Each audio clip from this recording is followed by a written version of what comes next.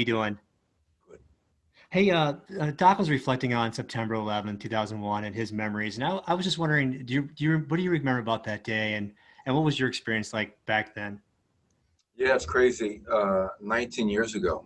It's amazing how fast 19 years goes by. I asked a few of our players, how old they were, and to hear them say 4 and 5, a couple of our young players, kind of made me realize how long it has been. I was with the New York Knicks at the time, working under Jeff Van Gundy, alongside Tom Thibodeau, Steve Clifford, and we were at work, obviously in Westchester. Our facility at that time was at SUNY Purchase. And I remember Mike Martinez, our equipment manager, came running into the offices and told us that a plane had just hit the World Trade Center. And so we were all watching the TV, we're all watching the news as this is all playing out. And it didn't make sense to us. It was a beautiful day, it was sunny out. And you're wondering, how could this happen?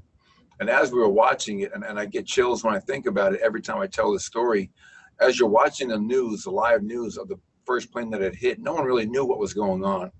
But when you see that second plane hit, it, hey, we're under attack. Something's going on, something much greater than any of us had anticipated or expected.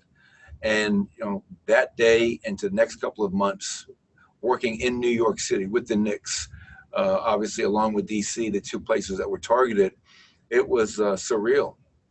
And it was you felt so vulnerable, and you heard all these different stories. But it's like I remember when I was young, you'd always hear your parents talk about, I remember where I was when John F. Kennedy got shot, or Dr. King, whoever it was.